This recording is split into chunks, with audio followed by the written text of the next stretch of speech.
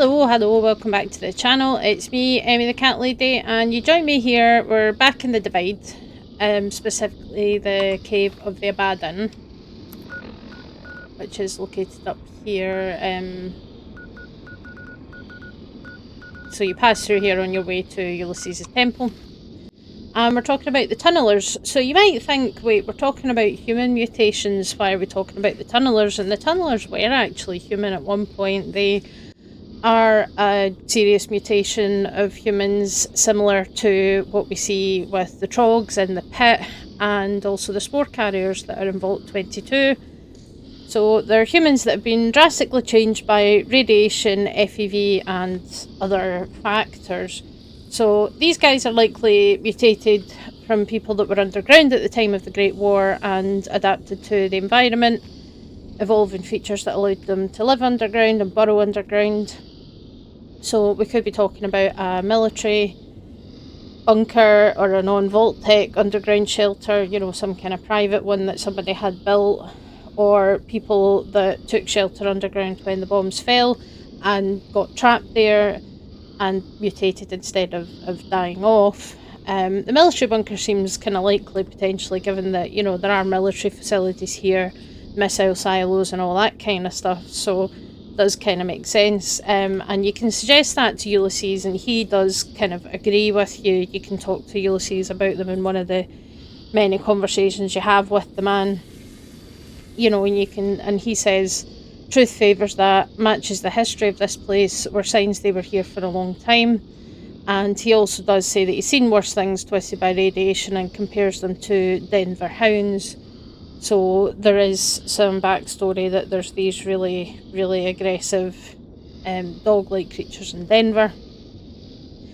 And they came to the surface and became known because of what happened at the Divide, because the underground explosions that your character technically triggered cracked their sky, so to speak. That's how Ulysses puts it. That, you know, kind of broke into their underground network of tunnels and brought them to the surface for the first time. They avoid sunlight and they fear fire. They are classed as an abomination, so you can make them flee and make them panic using the flare gun, using fire-based weapons or flashbangs, all of which you can find in this DLC. And they're constantly expanding their network of tunnels and things. So we're coming in here, you can see that, you know, there's a swimming pool on the ceiling here and there are collapsed buildings and things. But we also got these little kind of tunnel entrances that you can see have this green misty stuff. So we've kind of broken into their network of tunnels, unfortunately, and that has kind of brought them to the surface. And they're constantly digging and expanding this tunnel network. And Ulysses calls them a slower death for the Mojave, which means that he thinks they're eventually going to make it to the Mojave area and then they're going to start to cause problems because they do breed fast and they hunt in packs. They can even bring down death claws. And the first location that you find the tunnelers, you do see that there's a little set piece that plays out where you see a death claw walk around the corner and then you hear it getting ripped apart and it's by the tunnelers. So, you know, they're quite dangerous and they can be quite challenging, so they really could do a lot of harm to the Mojave area. And indeed, the people that created Fallout Dust, which is a mod for Fallout New Vegas that sort of takes place a few years after the end of the main game, where things have gone kind of wrong in the Mojave and it's a really tough survival experience. And the creators of that mod incorporated the tunnelers into that, so they are showing up in the Mojave and causing problems for the locals and things, which I think is really cool. So, you know, they've taken that prediction from Ulysses and they've made it into a reality. I mean, okay, it's an alternate universe essentially, but, you know, they've kind of taken that on board, which I think is really cool.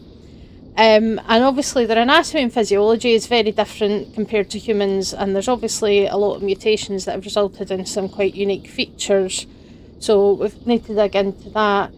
But Chris Avalone has confirmed that the tunnelers were once human and heavily mutated, and he's implied that FEV is involved, because of course it is, when is it not? You know, that's how FEV works.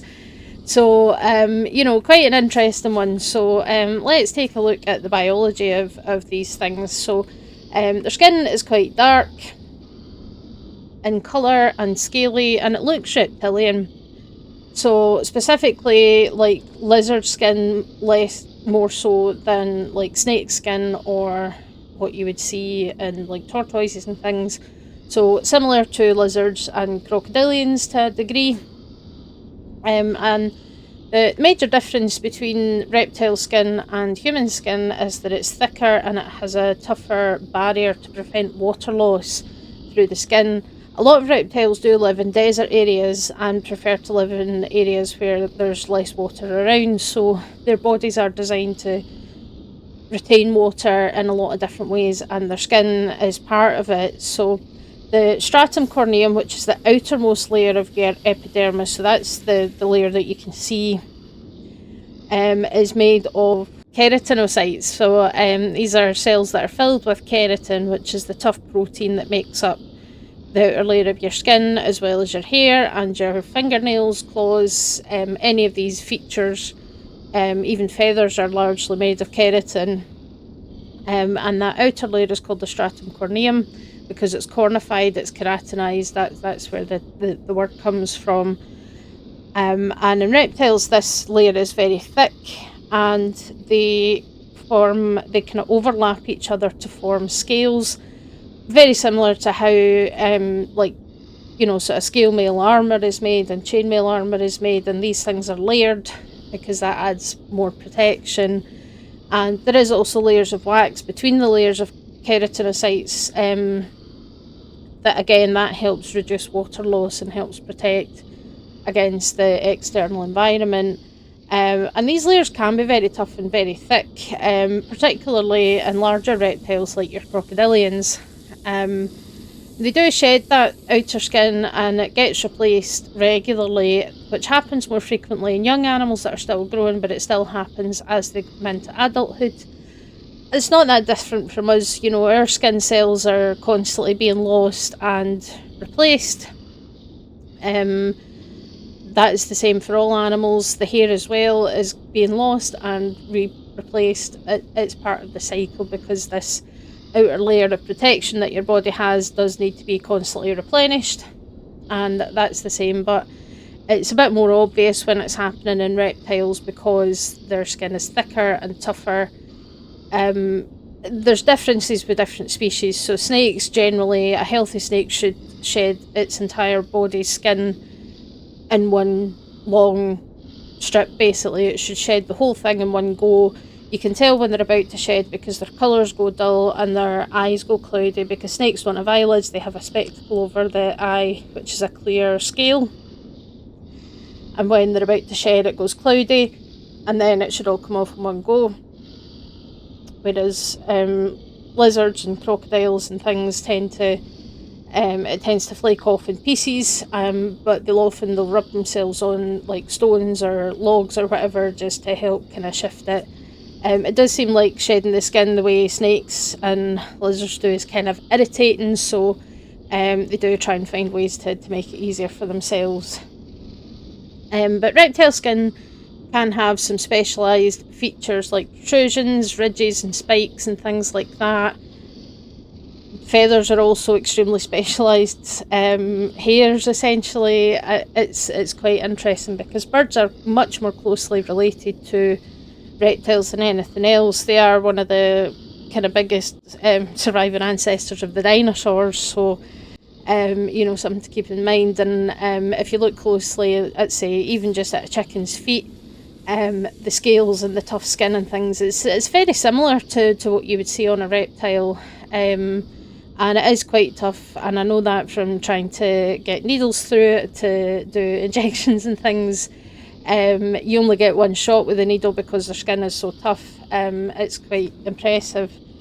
And the tunnelers have this, so you can see, I put the light on to see better, and we see we've got these kind of ridged scales right down their back and everything.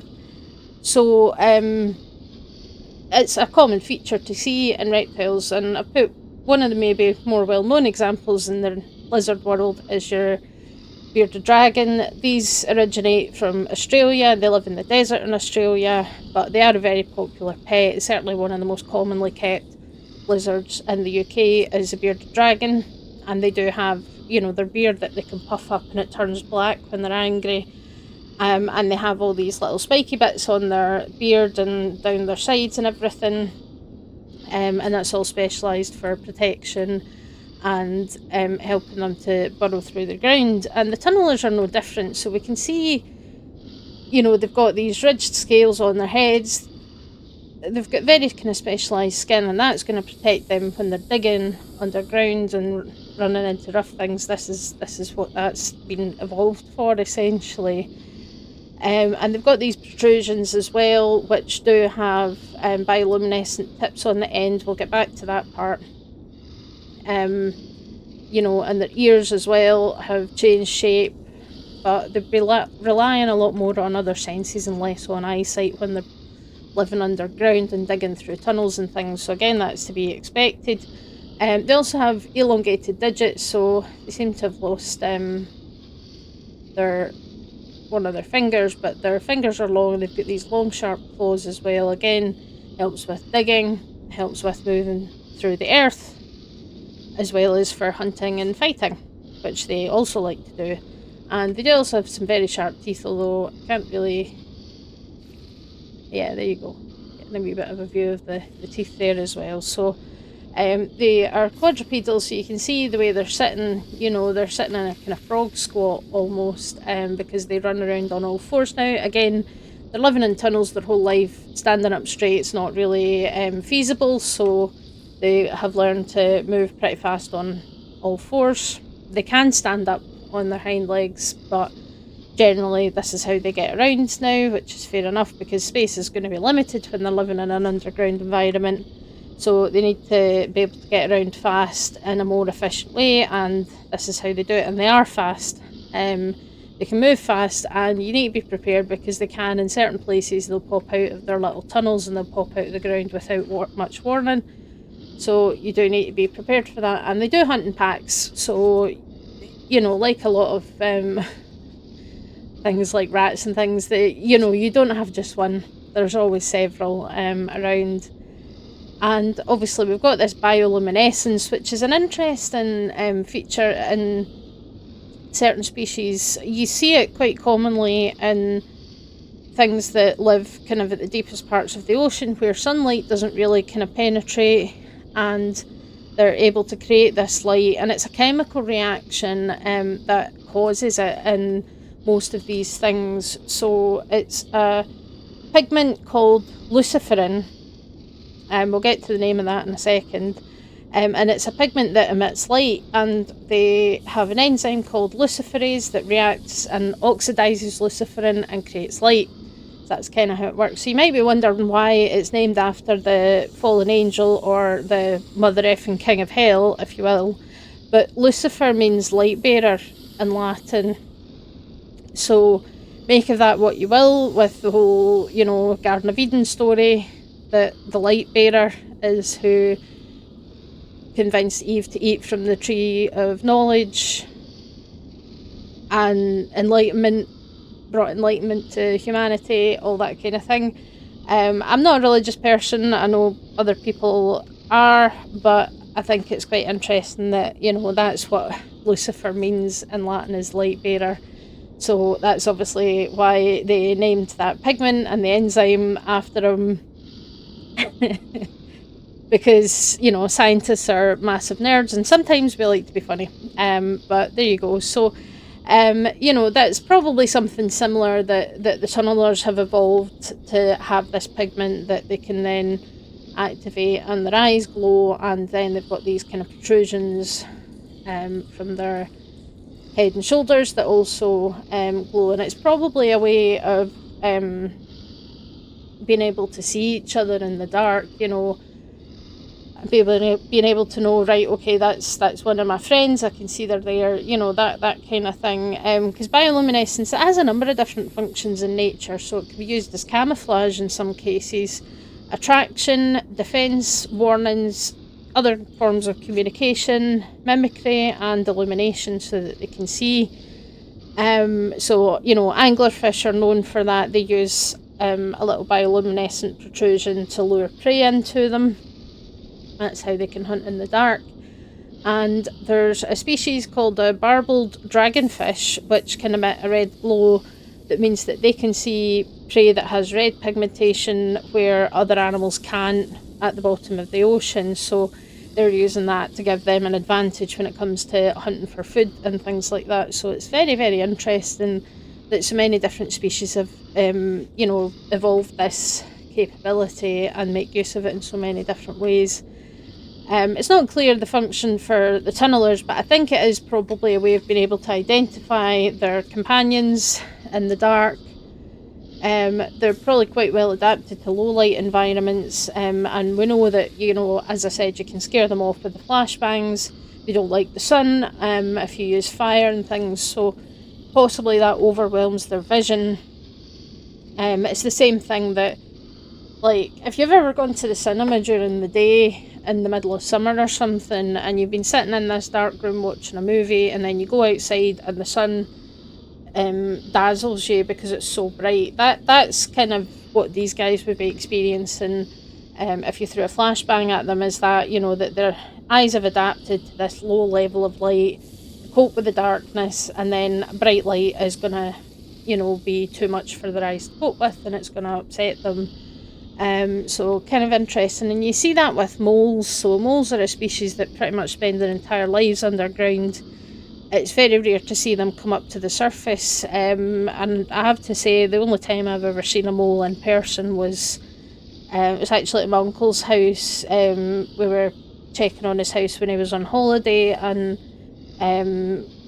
picking some strawberries. He had a strawberry patch in the garden, and I found a dead mole in the garden, and that was the only time I've ever seen one, because you don't see them on the surface. Like, they live their entire lives underground, and they don't see very well in bright light because they're not adapted for it.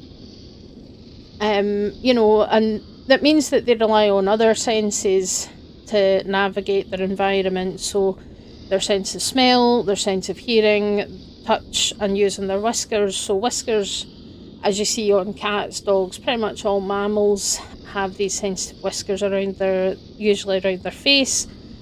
And these are specialised hairs that are directly attached to a nerve ending, so that way they can tell what's happening around them. So, it's part of their kind of senses. And indeed, if talking about moles, the tunnelers were inspired directly by the movie about the mole people, so a lot of animals that do live in near or total darkness have poor eyesight in bright light, or they lose the sense entirely and rely on other senses to navigate their environment and do what they need to do.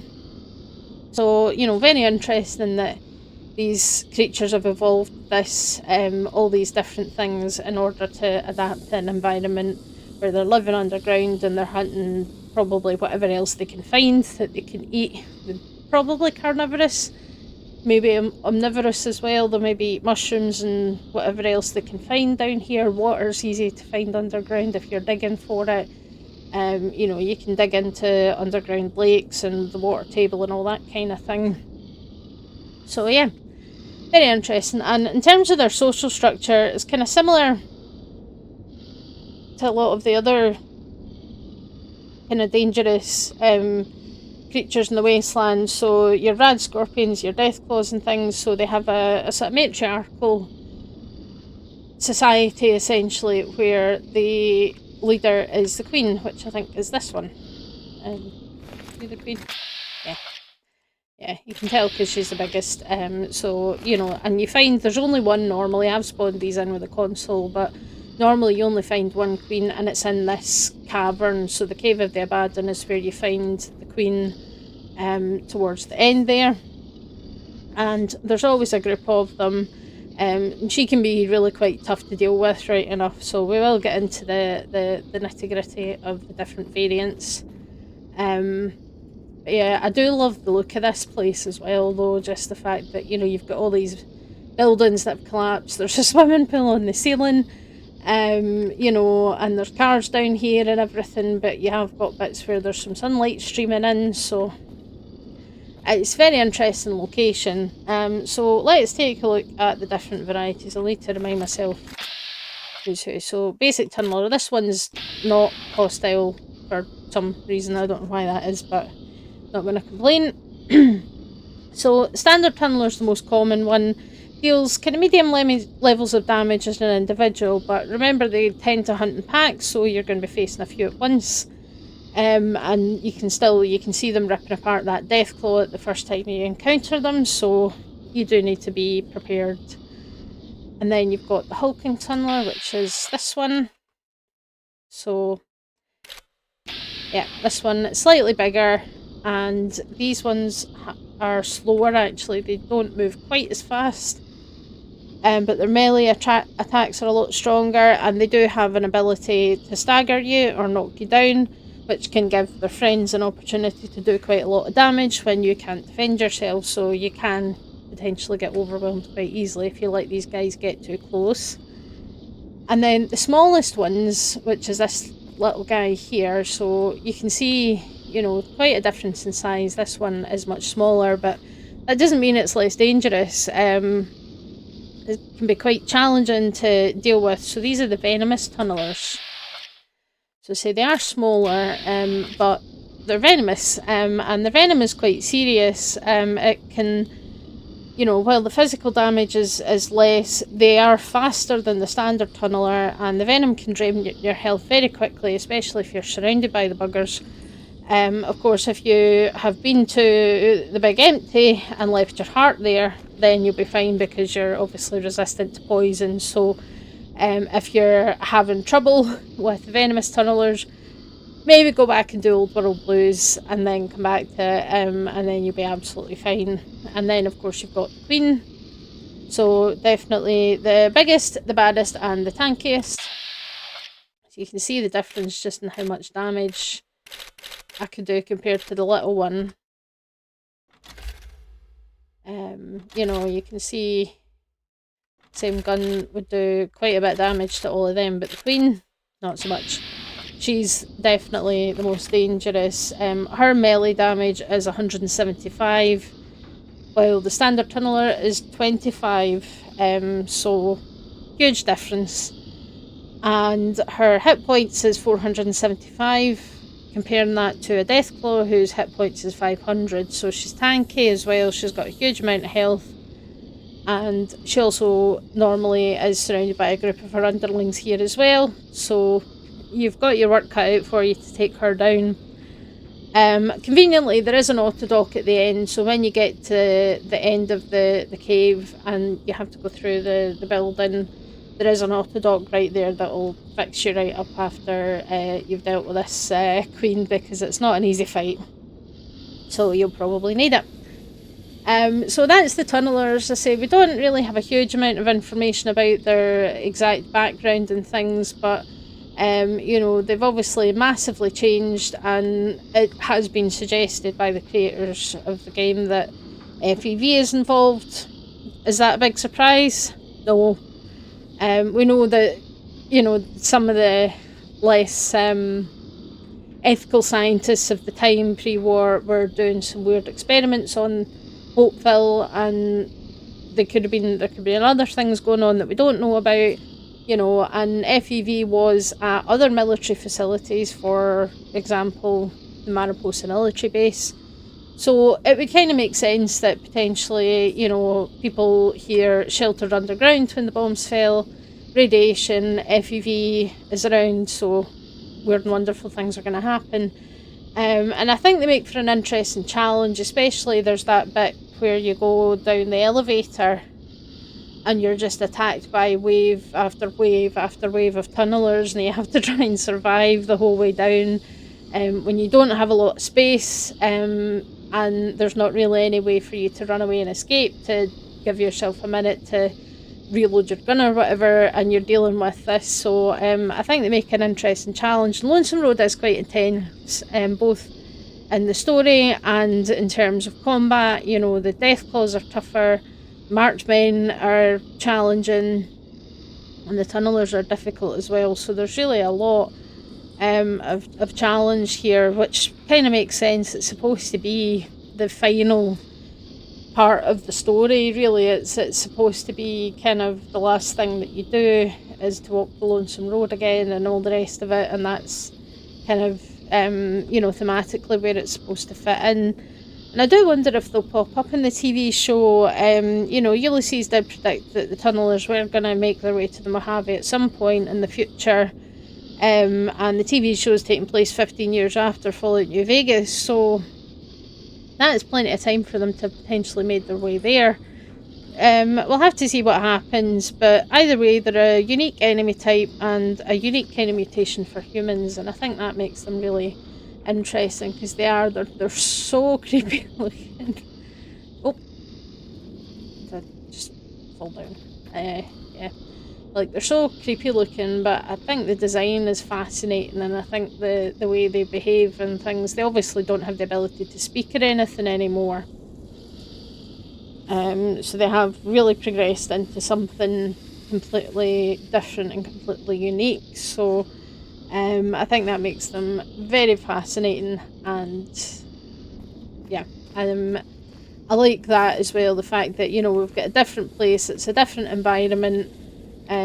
Specific things have happened that change how the weather is, how the climate is.